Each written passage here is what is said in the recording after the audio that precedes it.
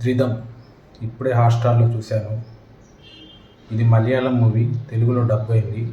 దీని డైరెక్టర్ వచ్చి Martin Joseph.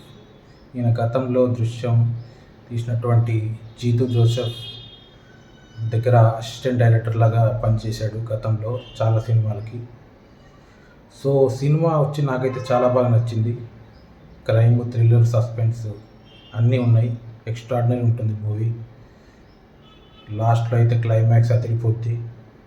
So cinema plot వచ్చి మనకి హీరో కొత్తగా ఎస్ఐ లాగా జాయిన్ అవుతాడు.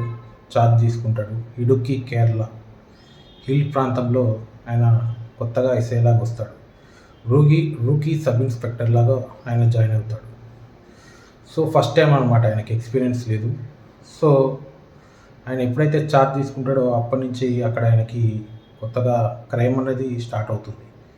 దొంగతనాలు, మిస్సింగ్, మర్డర్స్ అన్నీ జరగడం స్టార్ట్ అవుతాయి. ఆయన ఛార్జ్ తీసుకోకముందు ఆ ఊర్లో ఏ క్రైము లేదు. ఛార్జ్ తీసుకున్నప్పటి నుంచే క్రైమ్స్ స్టార్ట్ అవుతాయి. సో ఫైనల్గా ఈ క్రైమ్స్ అన్నీ ఎవరు చేస్తున్నారు, ఎందుకు అవుతున్నాయి అన్నదే సినిమాకి హైలైట్గా నిలుస్తుంది.